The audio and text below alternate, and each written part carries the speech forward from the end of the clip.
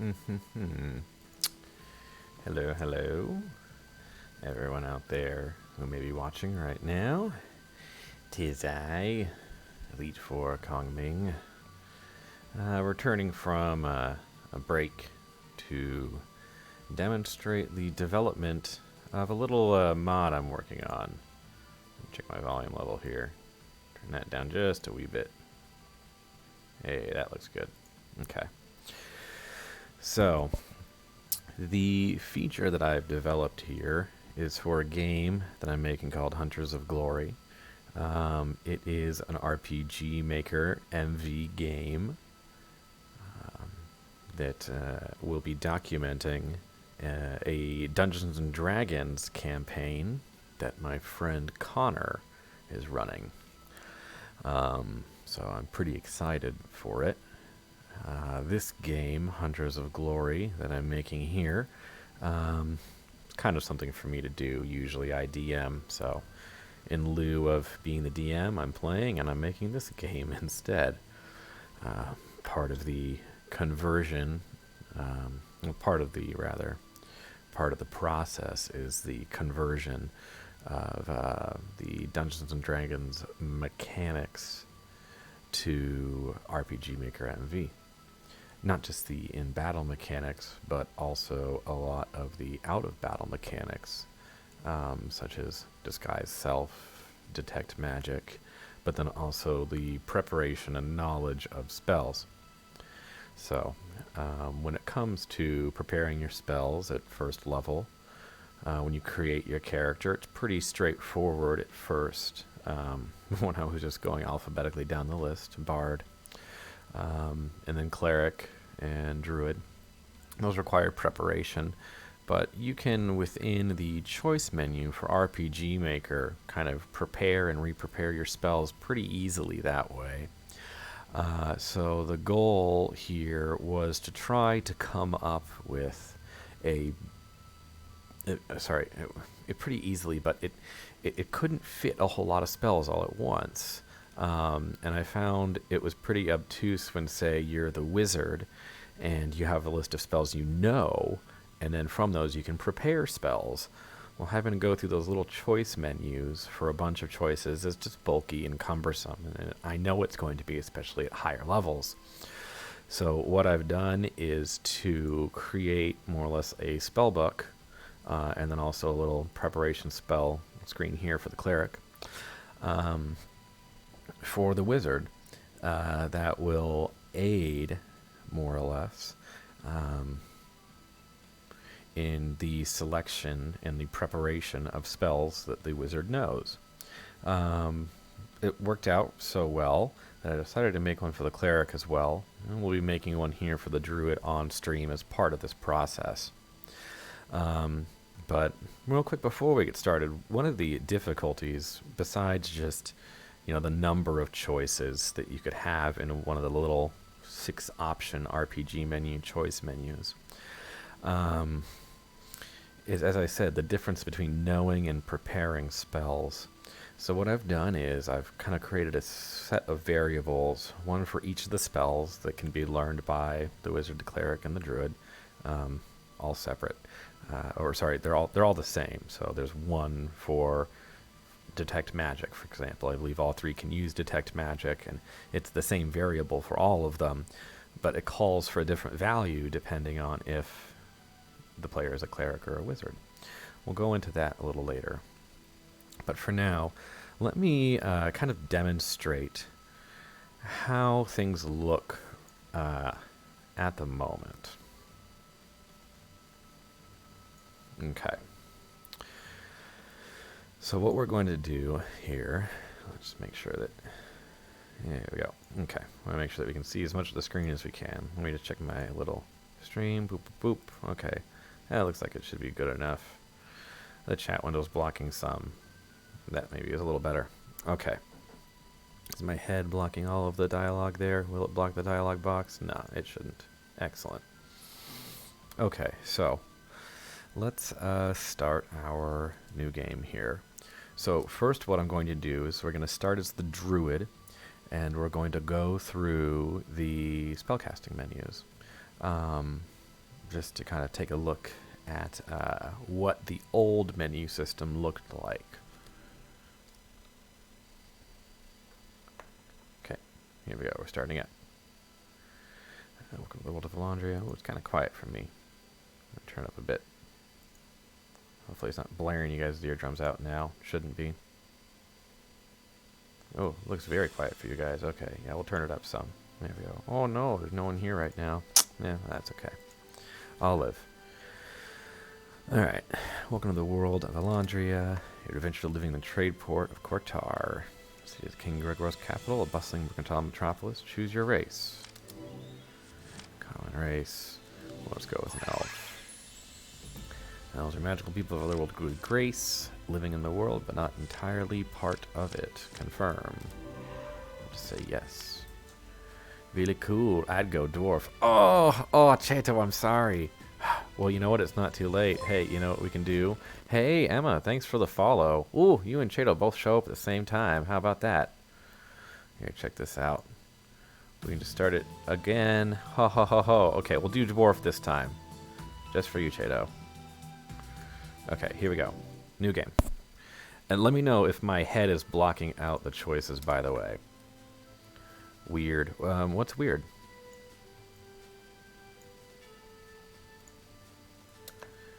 Choose your race. Alright, we'll go dwarf this time. There we go. Alright.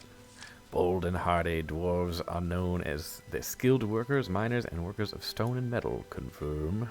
Oh, you've been here before. Oh, yes, I am this person, Emma. Hello, hello. Dwarf hype! Yeah! Raise the roof on this dwarf.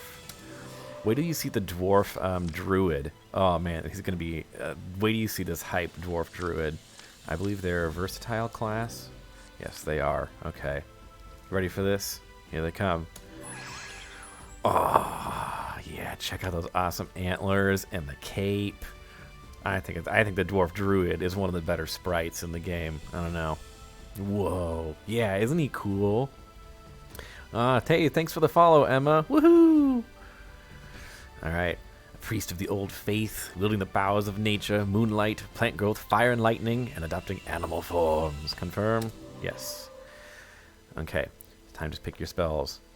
I like that each class has a different sprite. Yeah, each class has a different sprite, exactly. Right now, the only races that have unique sprites for each class are the elf, the dwarf, and the half-orc. From there, the human has its own unique sprites for every class, and then right now the other races are using that sprite, just because I don't have unique sprites for every class for all of the other races yet. So right now, at least 4 races have their own sprite for each class. So just so you know, Cheto, basically what I'm demonstrating right now is the old spell preparation and selection system. Then I'm going to show the new one that I've developed with Wizard and kind of show you both the front end and the back end of it so you know what all it can do. Alright, so first we're going to select our cantrips. We can choose 2 cantrips as a druid. Poison spray. I'll say no. Let's see. I want Druid Craft. Druid Craft is a pretty unique cantrip. Only druids get it, and it's going to have some unique effects on the field as well. We'll do Thorn Whip as well. That'll be good. Clerics. Oh, it says clerics there. Wow. Oof. You guys just see a mistake right there. Ah, a mistake live. Well, you're going to see me fix that mistake live, too. Okay. Let's see. Druid is going to be around here, yeah? It happens. Yeah, but it shouldn't be happening to me. I'm just complaining. Let's see here. Okay. It's because I copied and pasted some of this information from the cleric, who also prepares their spells. Well, I'm out. It's too laggy to watch. It's too laggy. Oh, no. I didn't know it was laggy. We should be okay. My neck here says that it's alright. Is it laggy for you, Cheto? Are you experiencing lag? Not laggy for me? Okay. Alright, well, we just made that fix. So let's continue on here. Prepare your spells. Okay, so this is what the preparation menu looks like. normally too. So we'll just pick some spells here. Speak with Animals, Thunder Wave, Detect Magic, and Charm Person. Okay. Now what is your name? Hero Huega. We'll just go with that real quick. Oh, sorry, I guess I should have let you pick something, Chato. Yeah, just kind of doing a brief demonstration here of a couple things. Okay, so when we want to re-prepare spells as a druid or a cleric, now you're cool here. You're here to watch. All right, sweet. Glad to hear that. All right. Well, I mean, I'm glad to hear people are here for any reason, watch or whatever. So spell casting, pray. So if we're a druid or a cleric, we can re-prepare our leveled spells by accessing pray here from our skills. When we do that, it brings up this menu. So what we can do is we can say, detect magic. I've already prepared it. Would you like to unprepare it? Yes, I would. Actually, wait, I changed my mind. I want to re-prepare it. And then, let me try to cheat and prepare Cure Wounds. Can I get an extra one? No, I can't. Okay, we already have the max number of spells prepared. Yeah, it really won't let us cheat. Okay, so let's unprepare Charm Person, I guess. Instead, we'll prepare Cure Wounds. Alright, so we're done. So that's how the old spell preparation system worked. Now, that's pretty straightforward, especially when all you really need to do is have one type of switch applied to your skills. In this case, do you know the skill or not? Because whether or not they prepare it or they know it, every other class except for the wizard, bard, sorcerer, cleric, warlock, druid, they either know a spell or they prepare a spell. They don't really need to worry about both functionalities, but the wizard does.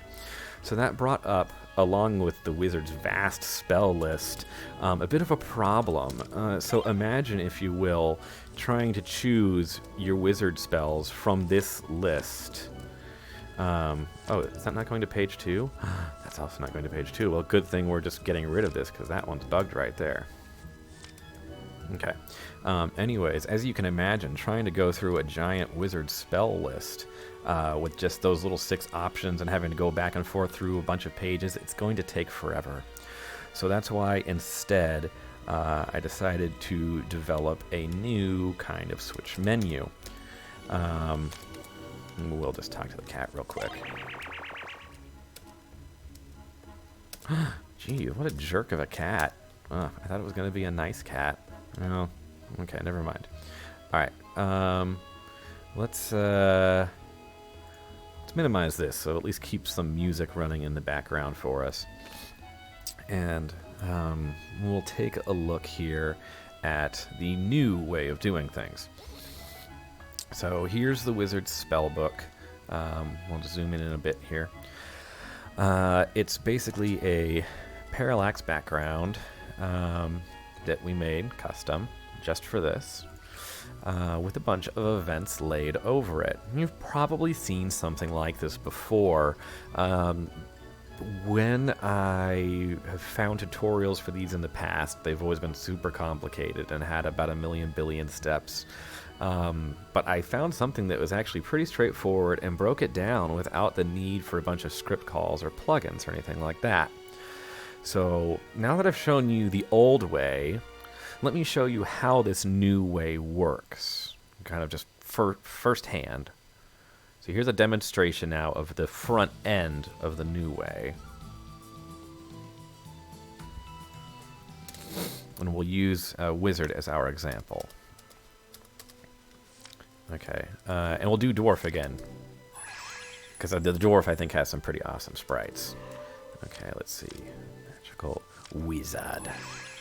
Alright, scholarly magic user capable of manipulating the structures of reality. Confirm? Yes. Alright, it's time to pick your spells.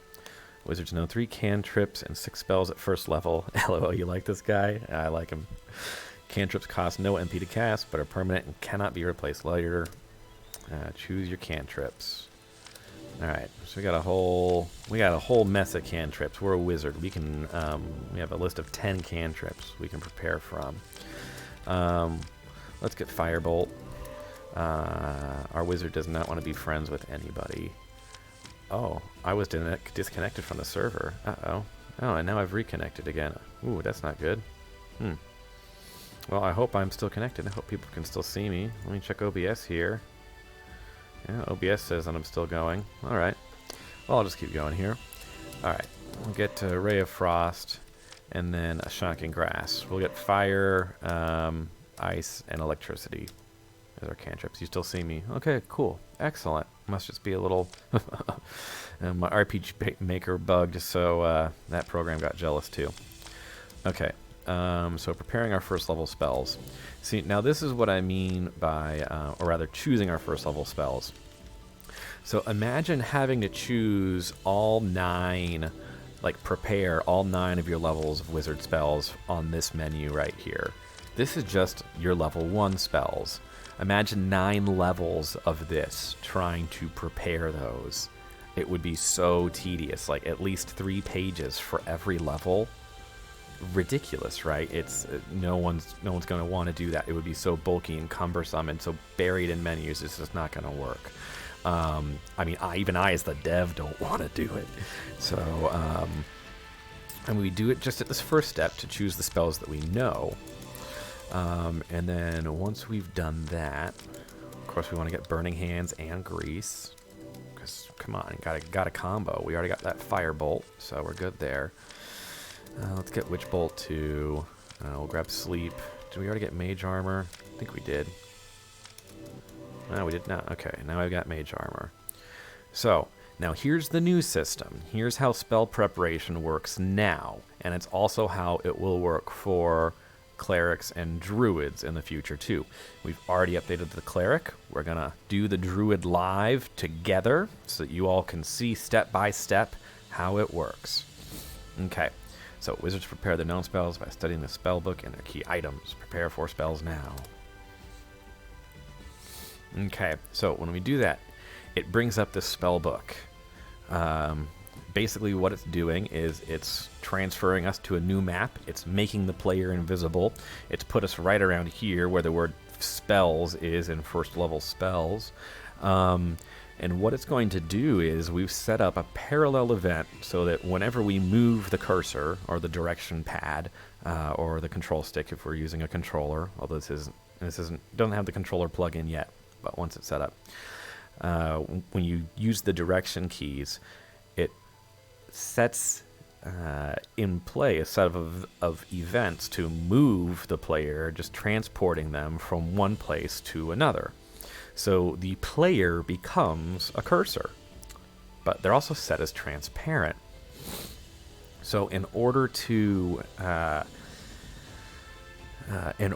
distinguish where the player is, we just have an animation play over them when they move from spot to spot.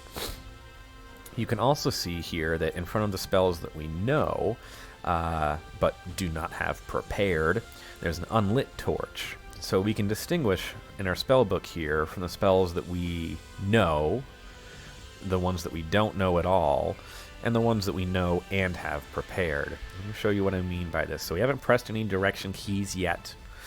Let's press the direction key. Okay, so I've pressed down. Now we're over Burning Hands. We've got that little explosion here. So I can navigate this using the arrow keys. I have it set up so that when we hit an arrow key, it basically changes a variable. We can also hit page up to scroll over to the next page, like so. Or we can hit cancel, like that. There we go. To automatically go to the exit. So let's try to prepare some spells here. Let's prepare Burning Hands. Greetings. Hey, True Boldy.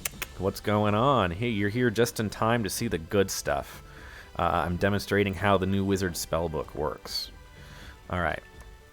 So let's prepare Burning Hands. Let's prepare Detect Magic as well. That's a good spell. Who doesn't like Detect Magic? Grease, because that combos with our Burning Hands. Prepare the spell, yep. and then we'll get Mage Armor as well. Mage Armor is good. Okay. I believe that is our maximum number of spells we can prepare. Let's just double check here. Yep, I already have the max number of spells prepared. And nothing happens here because we don't know that spell. Alright. So we just hit cancel and then enter in order to exit. Now, what is your name? Hirohuega. Okay, so our name is Hirohuega. Yes, it is. Blah, blah, blah. All this is the same as before. So the only thing that we've really updated here is our spell book. Now, unlike the cleric and the druid, the wizard does not pray in order to re-prepare their spells. Synonymous with D&D, the wizard uses their spell book, a wizard's most prized possession, as it says there, in order to re-prepare their spells. So we'll use the spell book here, and again, it opens up the spell preparation screen.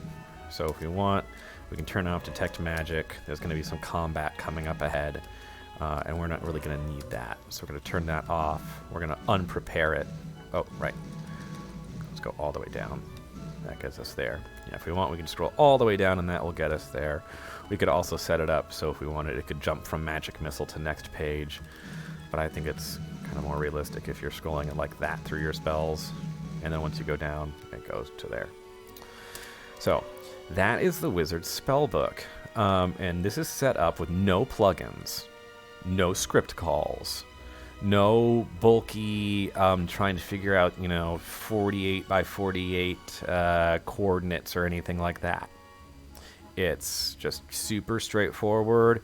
All free images I found online, all free image editing software that we used, everything free besides RPG Maker and the little assets you see here. But those, of course, the visual assets are not necessary if you want to do something like this in your game. So let me now walk you through how I got the spellbook working on the back end, because the back end of this thing took a little bit to figure out, but I think it's actually really flippin' cool. So let's exit here, and we'll keep this minimized again for a bit of background music. Okay, so starting out here, hey Ryan, what's going on? Good to see you, buddy. Hello, sir. Dr. Cheese Weasel. Good afternoon, or good whatever the time of day it is for you. Hello to both of you, Ryan and Cheese Weasel. Yes, all is well with me, Ryan. Thank you very much. Oh, and thanks for the follow. Hey, 11:03 p.m. Jeez, Dr. Cheese Weasel, you're up late. Been eating a lot of cheese, I guess.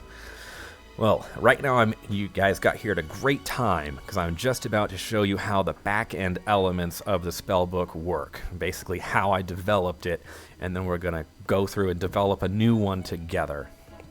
Haven't been on Twitch so much lately, pulling devil shifts at the Cheese Museum. Oof. Dude, I understand. This is the first stream I've had in like a couple of months, I think. I've been doing the same thing, just catching up on stuff. But, I this last week did some good progress in RPG Maker, and I just really want to showcase it for everybody. So, the way that this whole shebang works, you use the spellbook from your items. It runs the common event spellbook transportation. Poof. So let's go to the common events, and let's check out what happens. Alright, so we have 3 variables here. One records the player's X, one records the player's Y, and one records the map ID. In other words, we are recording where the player was when they used the item. That way, when they're done using it, we can shunt them back to that spot and not worry about, like, oops, where were they again? No one knows. Also, it will turn the player transparent. Hey, everybody been watching, but you couldn't chat because Twitch chat keeps crashing. That's okay. Yeah, pandemic, internet woes. Nah, no worries, man. But hey, good to see you, Adam. Good to see you. All right, and then it turns the player transparent because, again, the player acts as the cursor in the spellbook, and then it transfers the player to the spellbook. So again, the spellbook is just a map that we've set up with this parallax background, using 48 by 48 grid lines to ensure that our text will be in line with RPG Maker events. So Once we get shunted off here, it transports us to 4-0, which I believe is right over here, or here, actually. Yeah, it's here. Sorry, here. And then we have 2 parallel events that manage the spellbook, or that kind of run the whole thing. We'll go through them right now, starting with the first parallel event here. This is the Spellbook Manager. This is the one that kind of is what's controlling the cursor. So we first disable menu access, so the player can't hit cancel and then open the menu and do some weird, freaky stuff. We want to disallow that. We also turn on direction fix so that while the player is pressing buttons to navigate this menu, they don't move themselves around, because we're going to rely on the player interacting with the events in order to make this whole thing work. They need to be facing the same direction. Then finally, we have our commands. So this is what's going to happen when we actually press the directional buttons while we're on this menu. So if we press down, it's going to... at the end of the day, it's going to make a sound effect, and then it will add 1 to our cursor location variable. Whoa! Yeah, hey, thanks for that resub, Adam. Yeah, I appreciate that. Thank you, thank you.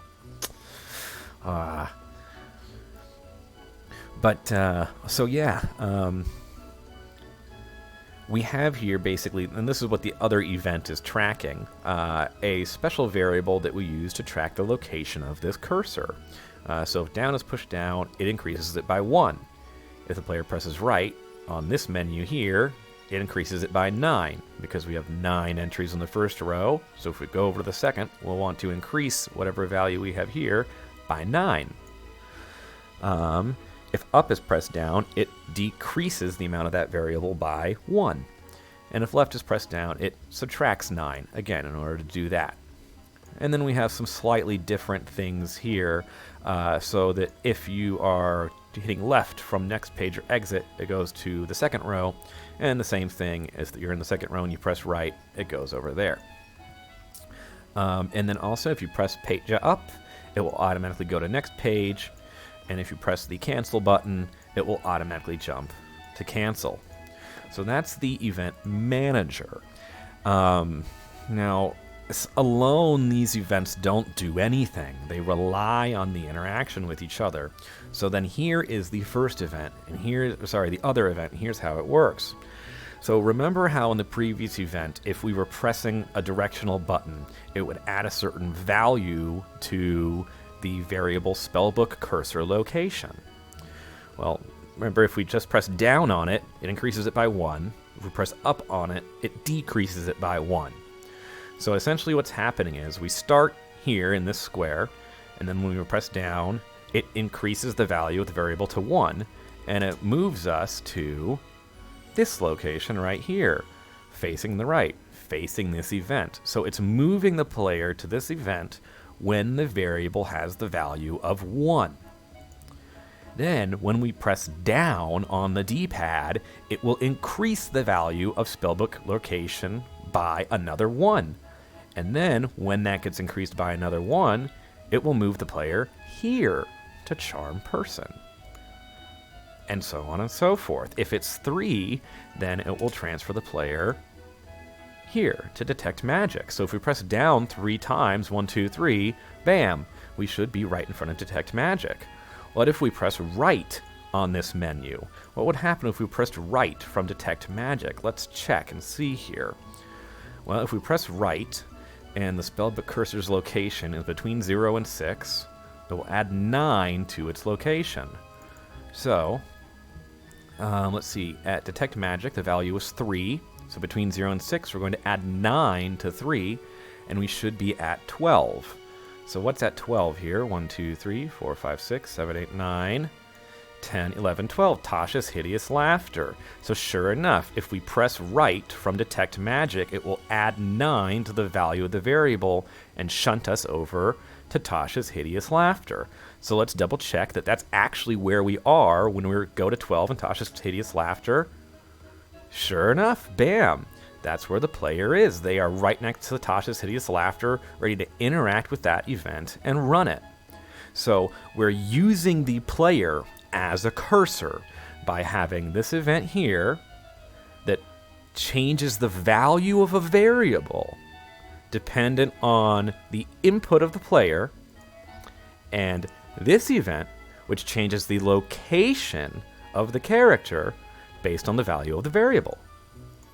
So it allows you to have a really easy, I think a much easier setup than some of the other spell menus that I've seen people use, or complex RPG Maker menus. And then from there, for the wizard, we just have 3 different versions of this event. One is, hey, they don't know the spell and they have not prepared the spell. This is, they know the spell, but they have not prepared the spell. And this is, they know the spell and they have prepared the spell. And we've set that up with, rather than an if-then conditional event of, if the player knows the skill, then these happen. That's the old way that we had for the cleric and the druid that we're going to fix with the druid next. Instead, we have a variable for each individual spell that those 3 classes use. And the value of that variable determines if the spell is not known, known, or known and prepared. And when it becomes known and prepared, or for the wizard has the value of 2, that's when the player actually learns it. So, and again, you get to this event very clever. Thank you.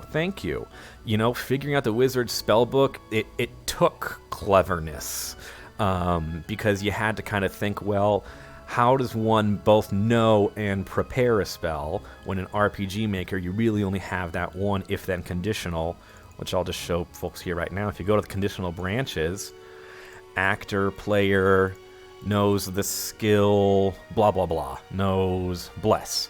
This would normally work, but when you need to both know and prepare something, it doesn't. You need multiple states for that skill.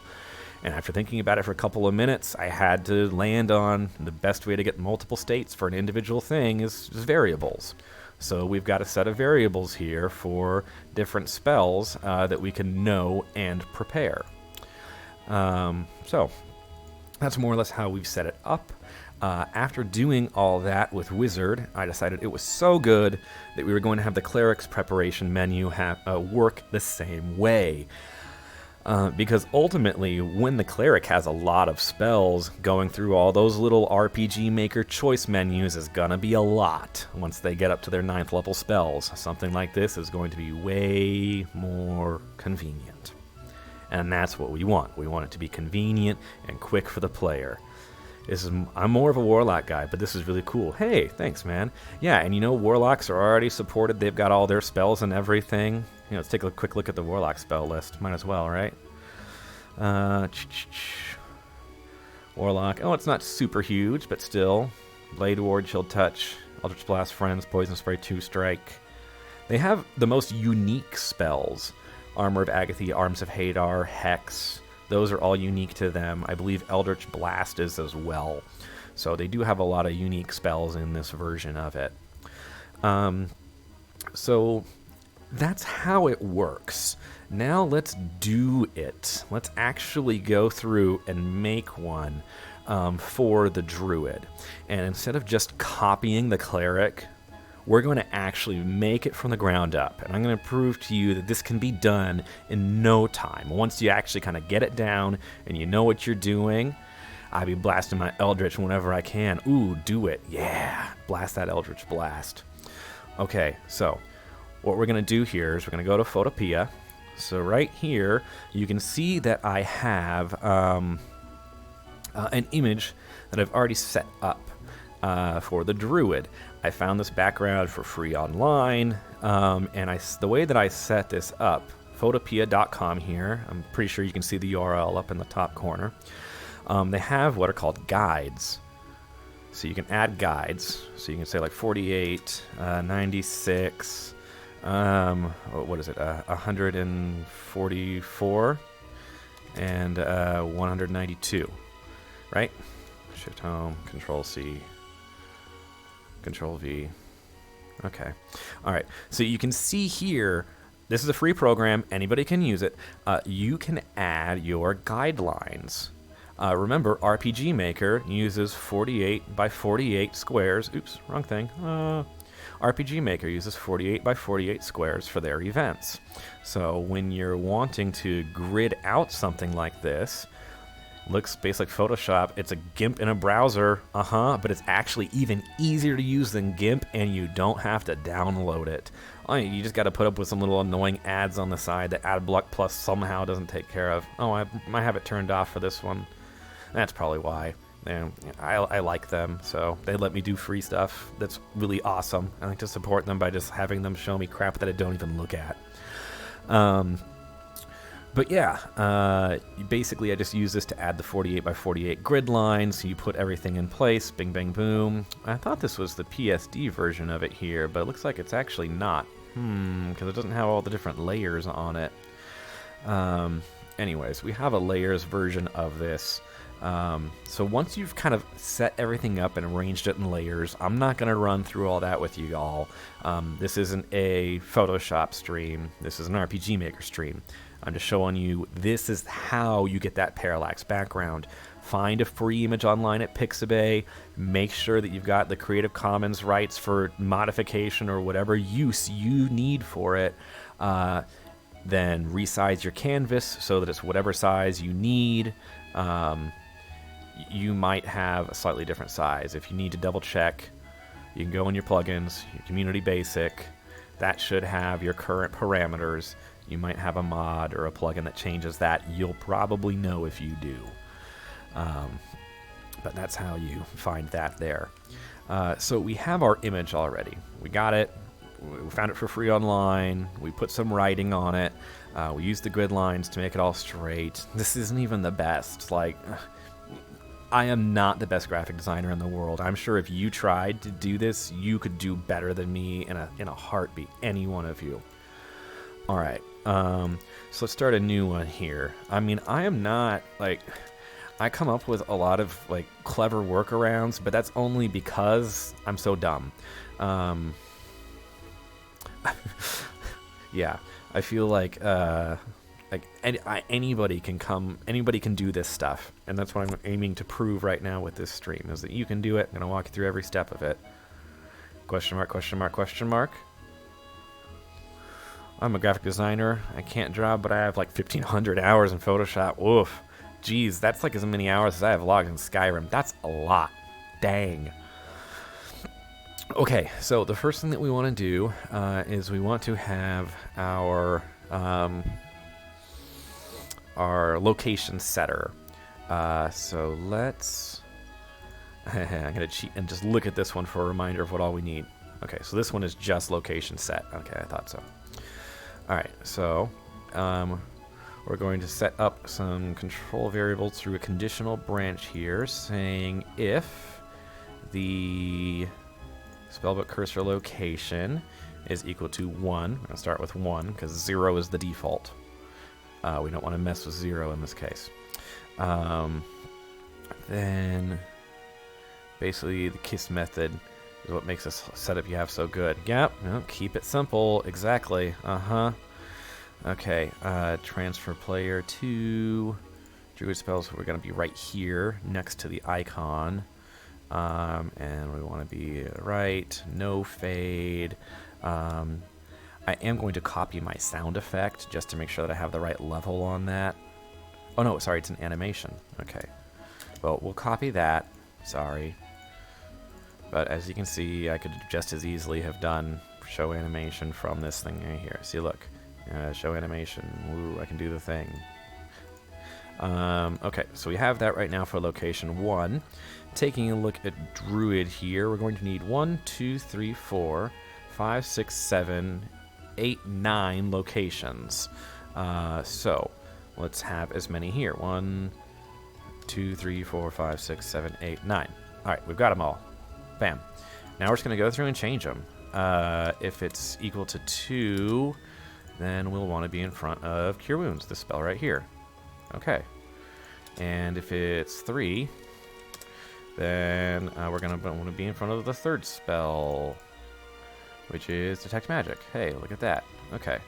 And now, if the location is equal to 4, what if it's that? Oh, geez, I wonder, are we going to be in front of the 4th spell? I think so, guys. All right. And then if it's 5, yeah, you see, like, once you kind of get this, it's almost like meditative. It's, I won't call it tedious, because it's really not. This sort of thing is why I really enjoy RPG Maker and coding in general, is because once you just get that system, like, you can create a system for creating systems, and to me, that's just, it's such a beautiful thing. It's just harmonic, resonates with nature, you know. I like it. Okay, and now finally, most events is copy and paste. Yeah, I know, right? Just copy and paste, and then you just kind of change where you need to be. Okay, so for this one, we're still direction fixed, so we're going to use a slightly different animation for this. And same for this one as well. I basically have already made an animation, just like we already made the animation for these other ones. That changes that spell select animation, changes the location of it, so that it's on the other side of the character. Always forget to add labels. Stuff is in old events. Yeah. I mean, I almost never add labels. As far as like a label, yeah, no. I mean, I label the switches and the variables, but other than that, I mean, I'm not like. If you mean a label like, oh geez, where's the label button? Label like this? Yeah. No. Not used. Not in this town. Oh geez, how did that get changed? 9. Okay. Okay. So we have here. This is, what do we call this event in the other ones? The player placer. Okay. All right. And as you can see, we just made this event from nothing. We could have just copied and pasted it from the other one and saved ourselves a ton of time. Hardly use it, but I can see it would be beneficial if you're easily confused like me. Oh. You don't seem easily confused to me, Adam. You seem like the level-headed one of the crew. Alright. So we've got that. We have now this Aether-like Spellbook cursor location variable, but no way to actually manipulate it. That's Brandon. You guys keep each other on the level, you know? So the question is, how are we going to add values to this Spellbook cursor location? And moreover, how are we going to make sure that we don't accidentally like go into the negatives and then have the player's cursor like a million billion numbers off the screen? Yeah, we're going to have to make sure that doesn't happen. So we're going to make a little manager for that. So let's call it the Druid Spells Manager. I like managers. Okay, so there's no switch for this, and it's going to be parallel. I sure hope that other event was already set to parallel. It wasn't. Oh, man. Whew. Good thing I caught that. All right, so we're going to set this to parallel. Now, one other thing that we're going to need to do is, as players are, well, you know what, we'll deal with that later. We'll implement that feature when it actually needs to be implemented. For now, though, let me just double check where we started here. Are we just going straight? Are we going straight into it? Okay, disable the menu access and then direction fix. Okay, well, I'll at least get that. We'll steal those. Okay, that's not too much work that we're doing on our own. Okay, so we've disabled the menu access so that when the player goes here, and if we hit cancel, it won't bring up the menu or anything like that. We want to just stay here. We don't want the player to be interacting with anything else while they're here, just the spell menu. And we've also now direction fixed the player, so they're stuck to the right. Okay, so now let's start out our if-then conditionals. So if the player, or sorry, no, if input, here we go. If button down is pressed down, because people are going to press down in order to get to the menu. That's just the natural way of things. We're going to want an else branch here. Okay, so if the button is pressed, if the down button is pressed down, we're going to add 1 to that value that we have there. The, what's it called? The Spellbook cursor location. All right, so we're going to add 1. All right. That seems pretty simple. But again, we're going to want to make sure that we don't go flying off the screen when we reach 9. Because we're going to get to 9, and if we keep adding 1, we're going to go 10, 11, 12 to 1,000,000. And even though we don't have boxes for 1,000,000 here, the variables will still keep going up to 1,000,000, which means that we're going to need to press down 1,000,000 times to get back to the menu. So we're going to need to press, we need a limit for this. We need it to stop somewhere. So instead of just having this be 1, we have to have it stop. So let's add another conditional branch to it. We're going to say that variable right there, the one that we're dealing with, it's never going to get higher than 9 on this. So as long as it's less than 9, as long as it's less than 9, we'll let it add 1 to the location. Once it reaches 9, we don't want it to add 1 anymore. Conditional branch checks its variable set above x. It is set to x instead. No, basically it checks to see if it's below, and as long as it's below, it adds 1. If they press down and it's at 9 or above, it doesn't do anything. With the other ones, though, we'll have something slightly more complex. Aha!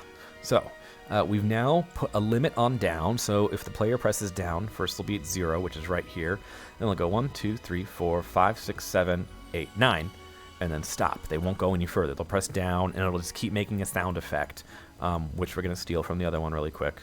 Hang on, just sound effects. Sound effect thieving, just to make sure that our volume levels and our everything are correct. Okay.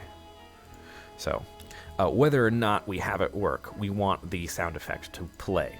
So we're going to put that right up the top there. Okay, so this time we'll do the up button. So this is kind of just going back and forth. So if we press down, it's going to increase the value by 1, and it's going to have it go up. Up should be the exact opposite, right? Not too hard.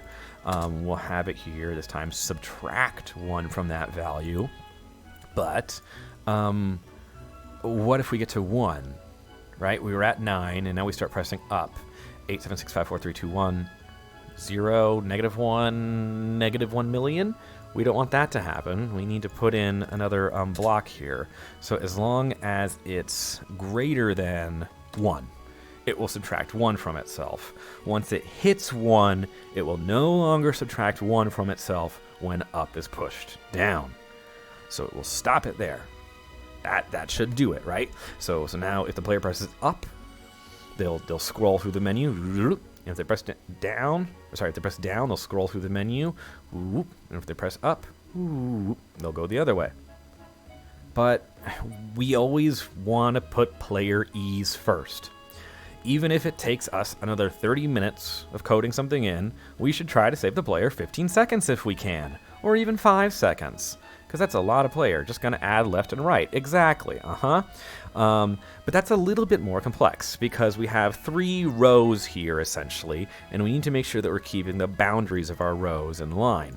Not just left and right, but then also page up and page down for going to next or previous page, which we won't have previous page on this one.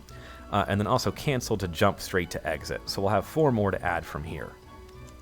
So we've got up here. Let's do right first. So we're kind of counting up. Okay.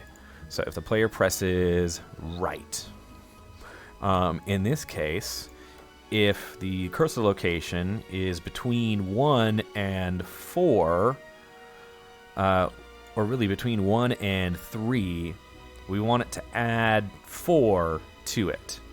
Sorry, yeah, 4, yeah. 1 to 5, 2 to 6, yeah. So if it's between 1 and 3, we want it to add 4. So let's do that. So if it's greater than 1, does that one have an else conditional? It doesn't. Okay, so we're going to need one there. Okay, so if it's greater than 1, and if it's less than 4, oops, and if it's less than 4, hey, thank you for that, Adam. Buddha. Whichever you prefer. Buddha is here. Yeah, good to see you, man. Always good to see you. All right, so we're going to want to add 4 to the value if it's between 1, 2, and 3, and the player's pressing right. So yes, if it's greater than 1 and less than 4, then it adds 4. Definitely feel your teacher vibes. What's up, Adam 2? Yeah. Okay, so now here, if it's greater than 1 and less than 4, it'll do that. But what if it's greater than 1 and less than some other number?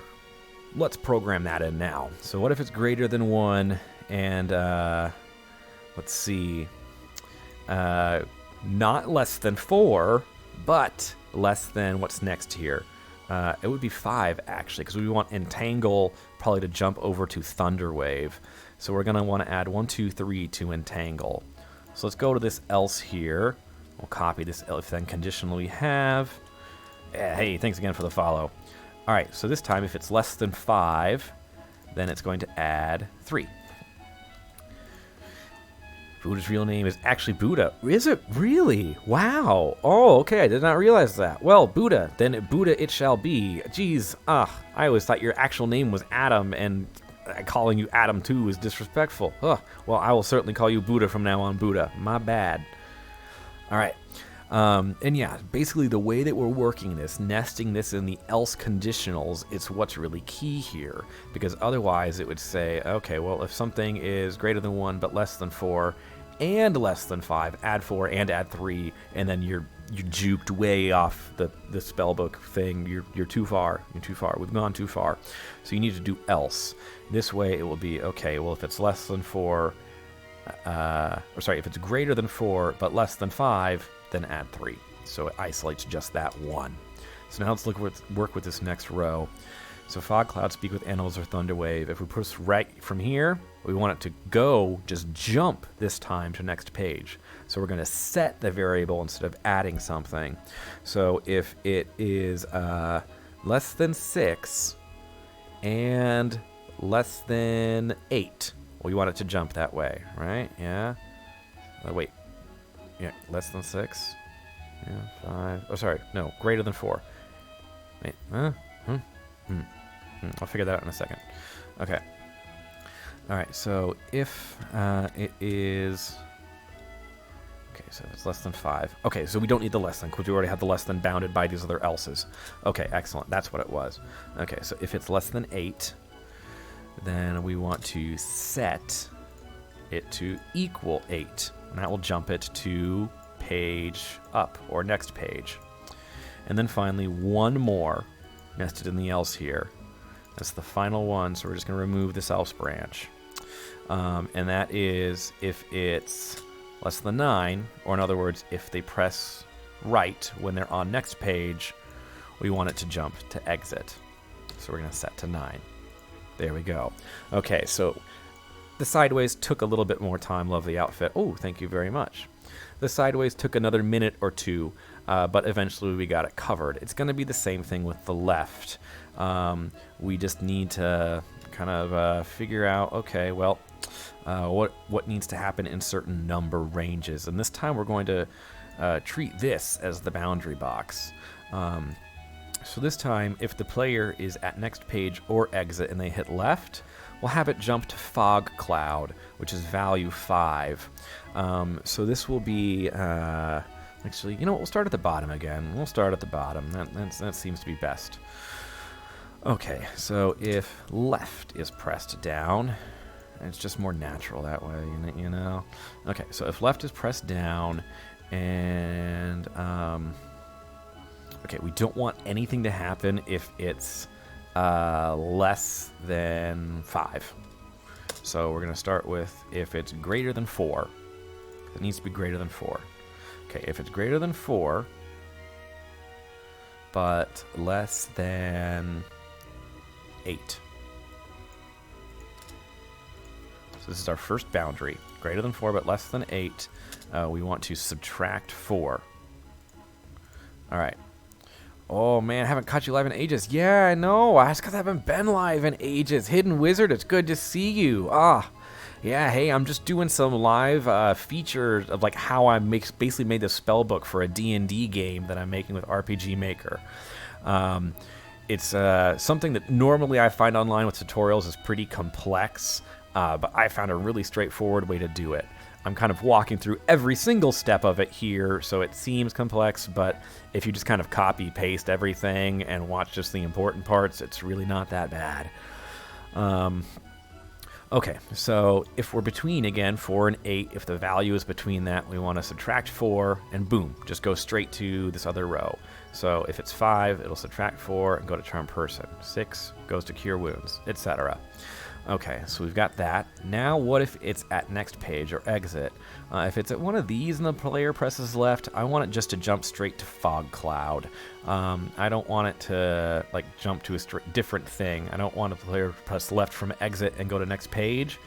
I just want it to go straight to fog cloud. So we're going to say then if it's, let's see, less than 8, so our next boundary is going to be less than 10. If the value is less than 10, then we're going to, this time, set it to equal to 5, and that will be the top of the second row there. Okay, we don't need the rest of that, which means that we also don't need the else conditional here. Okay, oh, we also should delete this one. We don't want that. That's left over from another thing. In fact, I think this one might be 2. If right is pressed down. Yeah, that's left over from this. Let's delete that. Oof, get rid of it quick. That would have caused a bug. All right. Okay, so let's just double check everything here. If the player presses down, it will add 1 wherever they are. Unless they're at 9, then it will stop. If they press up, it will subtract 1. Unless they're at 1, then it will stop. If they press right and they are, oh wait, greater than, that needs to be greater than or equal to 1. How are you transferring the player to these rooms? Have to store the player's old location somehow, right? Of course, yes, you definitely need to, and that is handled by the common event. So, for example, when the player uses the Spellbook item as the wizard, it runs the event Spellbook Transportation. So let's jump over to Spellbook Transportation. It uses 3 control variables here to record the player's current X, Y, and the map ID before transporting them to the Spellbook map. It's actually just one of the maps that we have here. We made a map with a parallax background. These are just parallax backgrounds back there. So it shoots the player over to that map, bam. And then once we're done here, and the player hits exit, looking at one of the completed pages, it just transfers the player to the set of variables that we used. When you transfer a player, remember, you can either do direct designation or you can designate with variables. So we just designate with those variables that we stored before we shunted the player out here. So yes, that's how we do that one. Yeah. Because again, that's a really good point. We need to make sure the player goes back to where they need to go. Do you still have to wrong for certain spells? Wrong for certain spells? Roll. Oh, roll.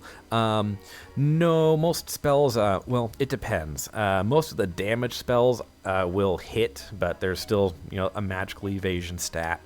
Other spells that inflict status, those are generally percentage chances, but usually only if it's affecting the entire field.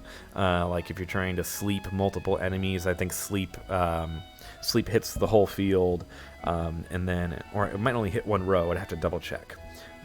And then yes, there's a certain chance that it will sleep the enemies there. I still need to tie that chance to your spellcasting ability modifier. Right now, it's just tied to a flat % chance, but the plan will eventually be to have that tied to your actual intelligence or wisdom or what have you, depending on the spell. That makes sense. Yeah. Okay, so let me just keep double checking these. Okay, greater than or equal to 1. I'm glad I caught that one. And they press right, add 4. Okay, less than 9. Alright, and if it's greater than 4 but less than 8, and if it's less than 10, do that. Okay. Yeah, okay. All that looks good. So, now, the next thing that we need to do is set up here, and this we already had. We already had this set up in the choice menu that I showed you before. So real quick, just because a bunch of people have showed up, let me show you guys the antiquated choice menu of the druid, just to kind of show you what it looks like when you prepare your spells this old way, and why I decided to develop this new way. All right, and I'll tell you what. Let's see here. Okay, we'll do the dwarf druid. They've got a really cool little sprite. Oh, oops. Right, druid is versatile. Okay. So, this is what not only the spell picking menu looks like in the beginning, but also what the spell preparation menu looks like later. So we're just gonna prepare some spells here. Okay, so we got all of our spells prepared. And right now, this is all bugged, probably because I was working on it. But the druid and the cleric have a special ability called Pray, and that's how they access their spell preparation. So we have to, from here, prepare and unprepare their spells like so. So we already have the system in place to prepare and unprepare the spells. It's just right now tied to a common event that's in a bunch of like awkward choice menus that just doesn't have a whole lot of space for everything that we need, you know? So just not like super hot about it. So like, you know, at first level it's okay. We've only got those 7 spells as a druid, but eventually we're going to have, you know, 30, 40 spells, even upwards of 50 or 60 perhaps. So we're going to need more space to put all those spells. And that's what this is doing, essentially. It's a more organized way to get these spells rolling. So what we're going to do now is we're going to set some events. So this is going to be Spellbook. What is the first one again there? Charm Person. Charm Person. Okay. The first level of this variable is going to be if Charm Person is 0, which honestly we can just remove that. So the second level is when it is equal to 1, because the druid only has 1 level of it. Your 2D people at the bottom is awesome. Yeah, glad you like them, man. The little stream avatars, they're a lot of fun. Yeah. All right, we're going to set this to be same as characters because we want it to be interactable, and the action button. So the 2 different versions of this, we have a prepared version and an unprepared version of it. So let's find the images for it. Here we are. Okay, so here is our prepared version. Sorry, our unprepared version. And then here is our prepared version. I guess I should have copied that first too. You know what I'm going to do actually is I'm going to delete this. I'm going to wait to copy everything until we're done. So we've got that. We're going to have a custom movement route for it here. We can't have it stepping, because if it steps, it's going to go back and forth through these 3. That's not what we want. We want it to be turning right. So we're going to set a custom movement route here and have it be turning 90 degrees right and then waiting 8 frames and have it repeat. Okay, and we'll do that at a normal speed.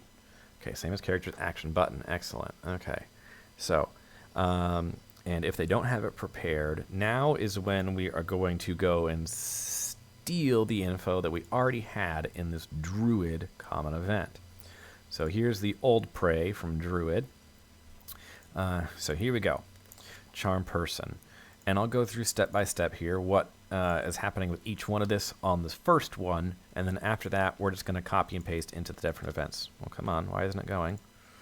I thought I hit Control-C, but I guess maybe not. Give me a second here. Okay, Control-C, definitely hit it that time. Okay, Control-V. All right, here we go. So when the player interacts with this, the first thing it does is check to see if they have Charm Person. This is the antiquated version of this trigger. So as we transfer it over to this new version that's dependent on a variable instead of a switch, we want to change that. So we're going to say, instead of you being a switch, you simple little switch, we need you to be a variable. So in this case, if they've learned it, the variable for a druid is 1. For a wizard, it's 2, because remember, they have 2 stages, preparing and knowing. These guys just prepare. So, ready to prepare, charm person, blah, blah, blah. So we're going to copy and paste this. We need to subtract 1 from the charm person variable after we've unprepared it. There's nothing simple about being a switch. That is true. That is true. I misspoke. You've rightly corrected me. Okay. So we're going to copy and then paste that here, this time adding 1 when we add the spell. So again, it's going to check to see, hey, do you have the spell? If it does, it's going to say, well, okay, you've already prepared it. You want to unprepare it? Okay, you've unprepared it. If you don't have the spell, then it's going to check to see if you have your maximum number of spells prepared. If you don't have the spell, but you already have the maximum number of spells prepared, it's going to say, yeah, nice try, buddy. Unprepare a spell first. If you have a spell slot available, or rather a known prepared spot available, and you don't have the spell prepared, then it will shunt you here and give the option of learning the spell. When you learn the spell, it increases the variable by 1, the spells you have prepared by 1, and gives you the spell. It does the opposite of those 3 things when you unprepare the spell. Should not be a surprise. So we're going to copy and paste this event page because we have here different versions of the image depending. This is just for druid. Well, yes, this one's just for druid, but we have one similar to this for cleric and wizard as well. So we're going to change that to be the lit torch when the person has it. So again, that's basically the difference between these 2 pages. Here they have it prepared, so the torch is lit. Here they do not have it prepared, so the torch is unlit. But it's the same event on both pages of it. Okay, we hit OK. We've confirmed that. Now what we need to do is we need to make a version of that for each one of these spells that are here. So let's really make sure that we've copied there, because it seems like my C key was getting a little rusty. Hey. All right, so Cure Wounds. We already have, again, those if-thens for the old version of Prey. So we'll just go grab those real quick. Back when Prey was just on a choice menu, which was just too small. Okay, so... Oh, wait, almost forgot. There's one other thing that we need to do, actually, before we start copying and pasting this through everything. So, those of you who are paying attention, here's a little pop quiz. Here's a pop quiz for you. Right now, there's a bit of an interaction between what's happening here while you're preparing a spell and other things on the menu. Who can tell me what it is? I'll give you some bonus points. I don't even know if I'm going to do this. I'll give you bonus points to whoever can spot the interaction that we have right now that is going to cause a bug and a huge headache for our players. They might not even be able to prepare certain things. Can you spot it? What's the bug? What's the bug that we have right now if we just go forward like this? And we do this for everything. The exit is off. Oh, we'll get the exit. Don't worry. We'll get the exit. We'll get to the exit. That is a very good one. Place the player lands with the cursor keys. Yes. Okay, so you're onto it right there. You're onto it right there, Adam. Basically, what happens is when we're in Charm Person and we're choosing, you've already prepared Charm Person. Would you want to unprepare it? Yes or no? Or here, yes or no? When we press up or down on that menu, what's it going to do? It's going to affect our up and down cursor here. It's going to move the player around. It's going to affect the value of the variable. Wait, so we can't move up and down in dialog boxes without messing up our variable? We screwed everything up. Everything is useless now. We should just give up. I can't believe I ever became a game dev. It was a bad idea. Just throw it all in the trash. And it's gonna close. Just erase everything. Delete System 32. Or maybe there's a way around it. Maybe we can find a way around it. I bet we can, especially since I already did for these pages. Since I already found a way around it, it's likely that there is one. Good job, Adam. More bonus points for you. Jeez, you don't even need to watch this. You don't even need to watch this. Free Spellbook Cursor. We'll just turn that switch on. Oh, isn't it convenient? We already had a switch named that too. Huh. Prophetic.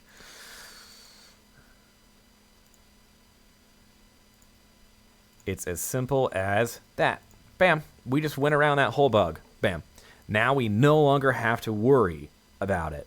Whenever the player enters one of these events and starts interacting with it, with the action button, it will freeze the spellbook. It will turn this switch on, which puts the page over the spellbook cursor event. Keeps it from running.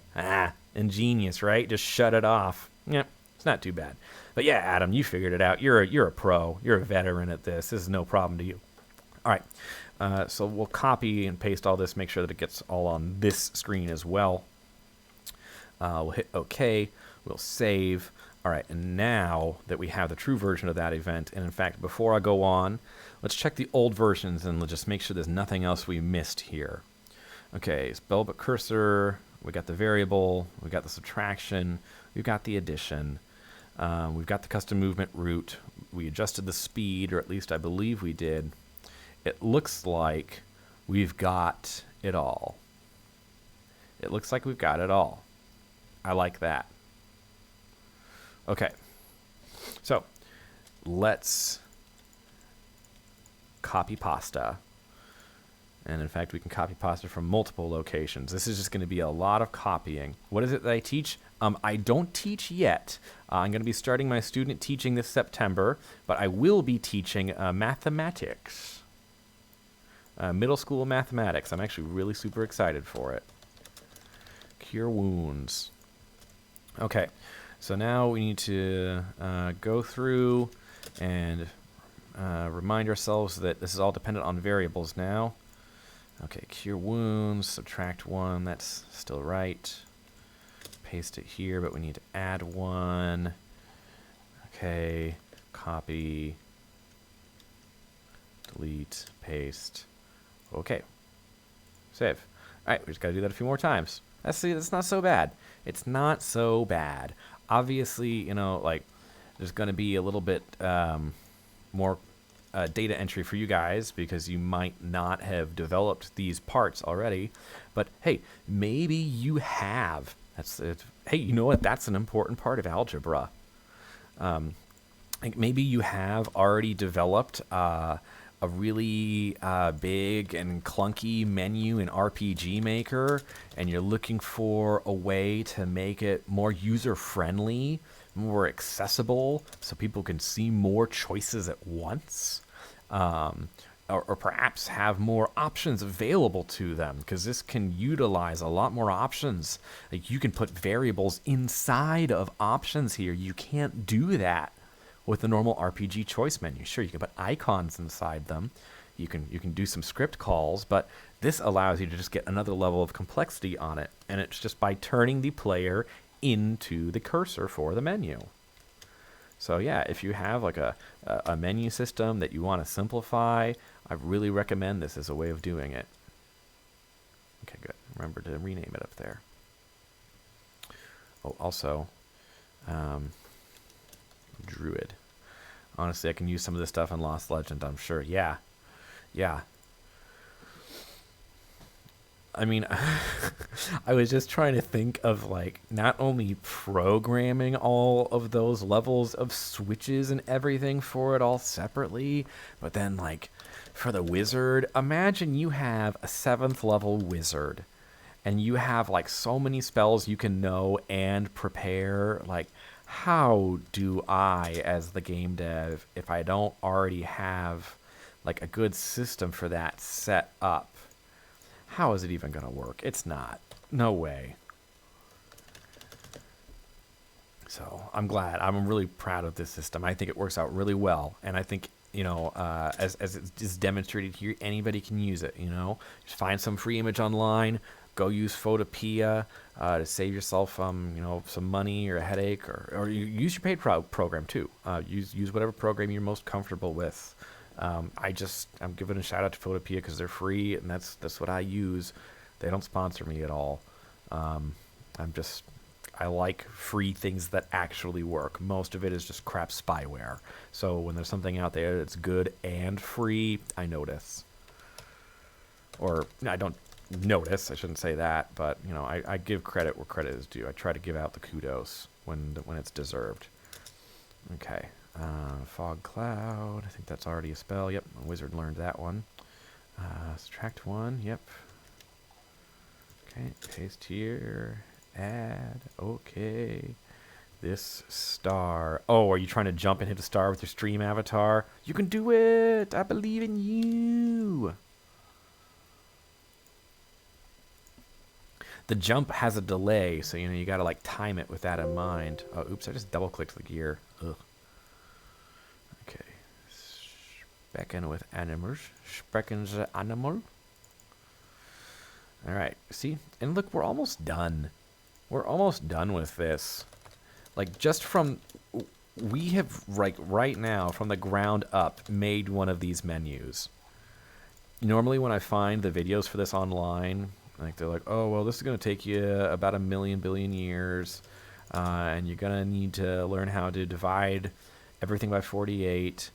Yeah, was not, or you'll need this whole plugin package. You'll need all these different things. You need to do all these different script calls. I wasn't down for that. Like honestly, the complexity of that sort of stuff is what has turned me off of trying to use these sorts of menus before. So when I found out about the way to do this, like just sitting down and thinking like there's got to be a way to use the player as a cursor, you know, like just freeze their movement and use them as a cursor. Oh, speaking of freezing movement, we should do that too. This block right here is set as solid, so the player can't walk on it. I don't know if I did that on the cleric spells, so let's just make sure. All right. That'll keep the player from moving, just in case. Okay, Thunder Wave. I think I need to go grab the Thunder Wave here for Druid. I think that's what my next step was. Thunder Wave. My players use Thunder Wave so much. Oh my gosh. I mean, it's also a pretty common spell. A lot of classes have it, but still, like and also not so much the group that I had now. But previously, I had 2 paladins in the same party, and I swear to God, like every combat, Thunder Wave, Thunder Wave, Thunder Wave. I was about ready to start like casting silence on them. So it's like, oh, looks like your Thunder Wave is ineffective because everything is silenced. All right, apply. Okay. I think that's everything. Oh my gosh, we didn't change the variable for any of these. And nobody even told me. Tut, tut. Tut, tut, you all. That's okay. We'll change it now. Alright, so let's go around here. Yeah, because otherwise, the moment we prepared Charm Person, they would all light up in flame. Charm Person, the ultimate preparation spell.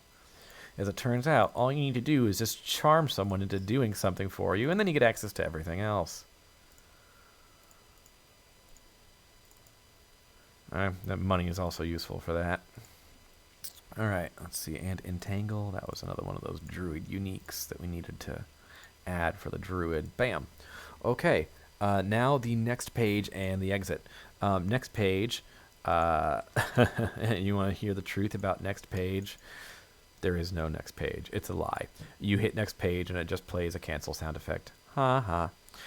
But we do have a nice little walking direction fixed crystal set up, so that's nice. It's direction fixed so that when you interact with it, it doesn't change directions and then give you this other thing. We don't want that to happen. This is a stepping thing. Now for exit, we'll go take a look at that. You've already seen this before. It plays the sound effect. It fades out the screen. It untransparents you about 5 million times because I've had problems with the player not becoming apparent, I guess. Also sets the spellbook cursor location to 0. So the next time you access this menu, you're not somewhere else in space. You're reset back at 0. So yeah. Oh, and then it re-enables menu access because we probably want to give the player menu access. I don't know. We did take it away. We should probably give it back to them. Okay, so that one, because I just talked through each step of it, I'm not going to bother to make this one from the ground up. Y'all can see what it's doing. And that is pretty much literally the end of it. All we need to do now is change what the druid's prey is doing. So the prey skill is used by the druid, the cleric, and at later levels the paladin as well to re-prepare their spells. So when prey is used, as you can see here, it runs a prey switcher common event. The prey switcher, which is here, shunts you off to a different common event depending on your class. So if you're a cleric, it shunts you to the prey common event for clerics. If you're a druid, it shunts you to the prey common event for druids. Right now, this is the one that we have for cleric, which is what we want. It records the map ID of the player and their location, makes them transparent, makes sure that their through is off just in case they're somehow accessing this at a point when they have it.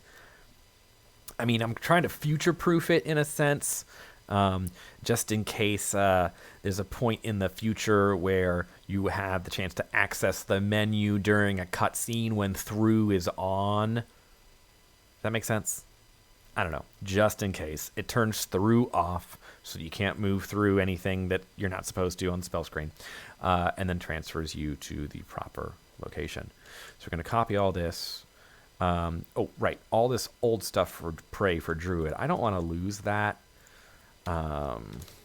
Just in case there's some info in there that I still want.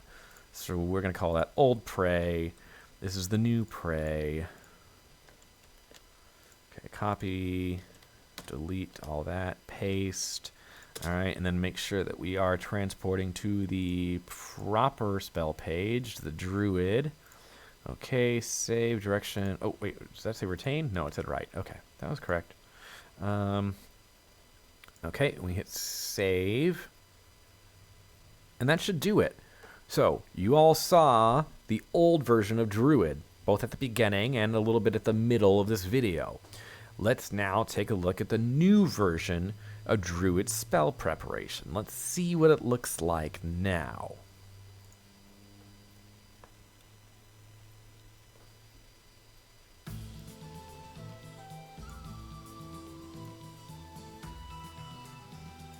Okay.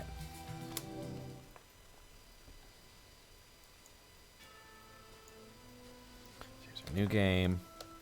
Adventurer, choose our race. Let's see. Let's do human this time. We already did the dwarf druid a couple of times. Human druid. All right. Confirm. All right. So,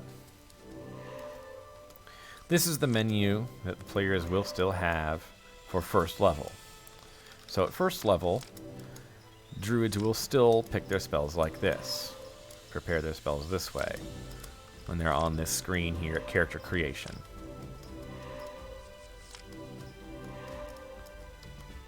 Of course, that's something that we can change later as well. We can shunt the player off to the preparation screen there. We do that for the wizard at their first level. Alright, so let's take a look here. Hey, there's the prey skill. Let's hope that it opens up the right menu. Here we are, the moment of truth. Is everybody ready? Hold on to your butts. Hey, well, that's a good sign. Okay, the menu came up. Finally just went up to my desktop after trying to send a single chat message for 10 minutes. Oh no! Well, you're on your desktop now. Yay! Yay, welcome to the desktop land. Alright, so it brought up the proper screen. Twitch app, no bueno. Sorry. So it brought up the proper screen. Again, this background image is a parallax background that I found for free online. I think it looks pretty druid prey-y. What do you guys think? Do you think this looks like a good praying druid picture? Yeah, I think so. Alright, so it brings up the right picture. Everything looks correct so far. Let's try moving around. And let's see Yes, druid vibe. Prey vibes her. Yes, vibe her. Okay. It all seems to be working well so far. The up and the down. Uh-huh, okay. Uh-huh. Wait. Okay, I see. It was just double pressing. I forgot to change the animation for that one. We need to do that really quick. Hang on a second. Oh, wait, I thought I did have the different animation playing for that one already. Spell select, spell menu. Yeah, I do. Here, hang on one second. Let's check the difference between these. Perhaps they are in a different spot. It's never happy. Ugh, it happens to me every time. Every flippin' time, man. Alright,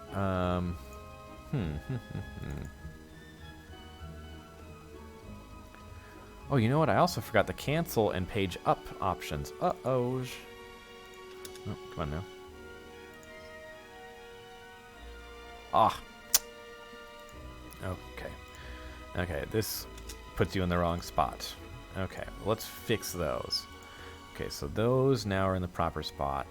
Let's also add the cancel and page up options. We'll just copy them over from Cleric really quick. And this is pretty simple. We messed with from us trying to get achievements to work at the point where certain people's Steam versions were having the issue. Ugh. That's terrible.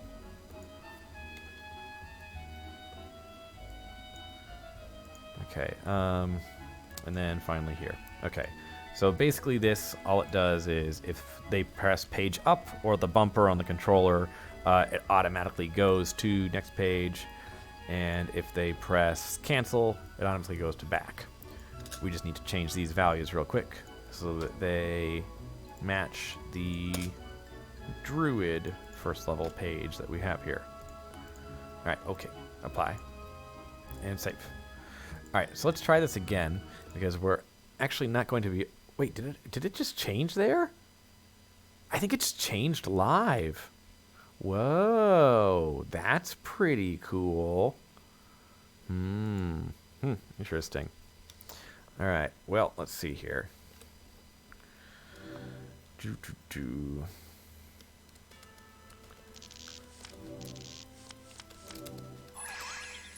Oh, uh-oh. People think about redeeming stuff. I better jump off quick. Okay, so let's test this druid one more time here, so that I can leave before someone requests karaoke or something like that. Alright. Confirm. Time to pick your spells. Druid craft. Produce flame. Okay. Are there four-legged demons around? They are napping right now. They would totally not even play with the laser. I'm looking right at Sparkles. He's not going to play with it. He's so asleep. They're like they're laying down in a peel of sun that's coming in from the window. I mean, I could try, but I don't think they would get up. I won't redeem stuff for now. Oh, thank you. You're a god among men. Next time when I'm actually streaming. Right now, just kind of like showing off a cool little feature.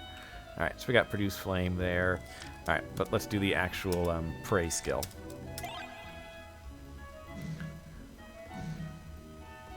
Oh, geez. It still has my produce flame going. That's something that we're going to want to stop. Oof. Okay, well, we'll need to figure that out then. Also, it's pretty obvious to see that it's the produce flame animation from here, and that it's the character as well. Reminds you of Link to the Past. It's Time Fantasy. That's the name of the tile set. Yeah, definitely going to need to find a way to disable that. Well, real quick, I'll do a tiny bit of deving on stream here so people can see my approach, and then I'll probably stop. So let's see. Produce flame. That's turn on a switch in a common event. Well, that's pretty straightforward. Is that really what it's doing? Okay, outside of battle, it's going to turn on the produce flame switch. Okay. Oh, I see. Produce flame animation. All right.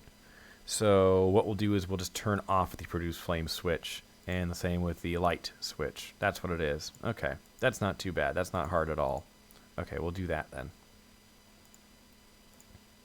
Okay. Yeah, that's not a very hard part of this whatsoever. And we'll do it on the transportation objects, which are going to be also here, actually, conveniently enough. Okay, so let's turn off the switches that need to be turned off. So, produce flame, that needs to be off. And then we also need to turn off the light cantrip. And, ooh, what was the other one? Felt like there was one more. No, that wasn't it. It was everything else, yeah. I mean, the speak with animals timer and everything. No, I think that should be okay. Well, that does change the tint, but it's a timer. It'll go off on its own. We'll just stick with this. Okay. Okay, so now we need to copy and paste that into the prey switcher as well. We'll just have it happen right there. Okay, and save. All right, cool. Well, there we go. Bam. You just saw a little bit of active bug testing on this brand new option 2. See, you can bug test as well. Anybody can do it. If I can bug test that quickly, you can do it too. All right, let's do it one more time. Hey, tell you what. This time we'll take a look at the half-orc druid. That's another one of the sprites that we have. There she is. Oh, it's a he. Never mind. Got like a dent in his head. Oof. All right. Let's see. Yeah, I'll get produce flame again so I can test that out. And druid craft. Okay. Cure wounds. Charm person.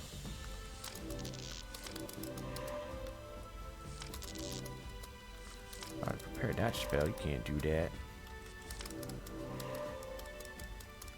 Alright, cool. Grr, I'm an orc. Alright. Okay, produce flame. There's my flame. Okay, and pray. Cool, the produce flame is off. Hurrah, that's what we really wanted.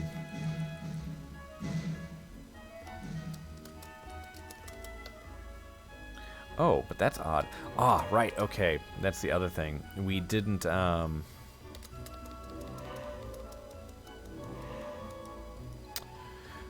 we have it in the initial piece of it here. So at the very beginning in character creation, one more thing that we need to add to this, and I'll do that real quick before I quit the stream here, is to add one variable to them when they prepare the spell at character creation. We've already done that with Cleric and the Wizard, as you can see here. We set their control variable to 1 for the requisite spell that they have prepared. So we just need to do that for their other first level spells that they prepare here, and then we'll be all set. Then we'll have the flames burning where they need to be, which is what we want. Okay, so let's see, that was what? Charm person. Okay. Okay, cure wounds. Where are you? Cure wounds, there you are. Detect magic. It's right there. Set to 1. Did I get the cure wounds? Yeah, I did. Okay. Entangle. It's on this second page here. Okay. Oh, it's so quiet because I closed the game. There's no music. I'm sorry. I'll open up the game again here soon. We're almost done stress testing this. We've been doing a pretty good job so far, I think. Forgot very few things. Yeah, see, it would have been certainly... Oops, which one was this again? Speak with animals, okay. Certainly would have been a lot easier to just copy and paste a lot of this stuff over from Cleric, and we wouldn't have forgotten as much there. Oh, improv music, that's right.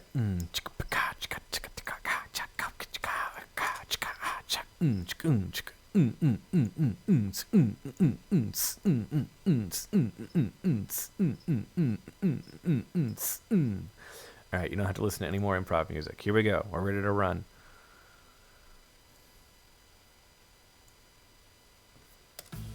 Thank goodness. I wasn't sure how much more of that you guys could take.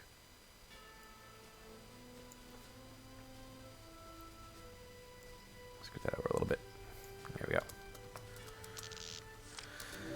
Alright. Elf Druid. I actually don't think we've done the Elf Druid so far in this run.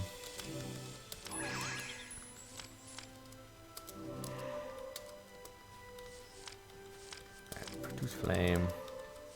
Poison Spray. Charm Person. Detect Magic. Speculate Animal. Thunderwave. Hero Huega. Alright. Walking all around. Okay. Alright.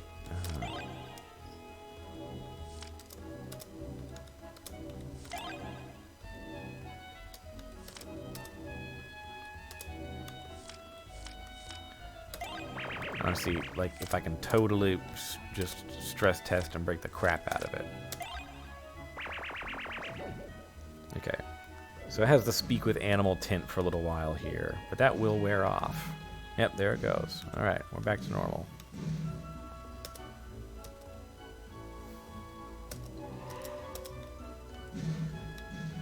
Okay, good. This is much better. Now we're actually getting the changes in the icons that we need.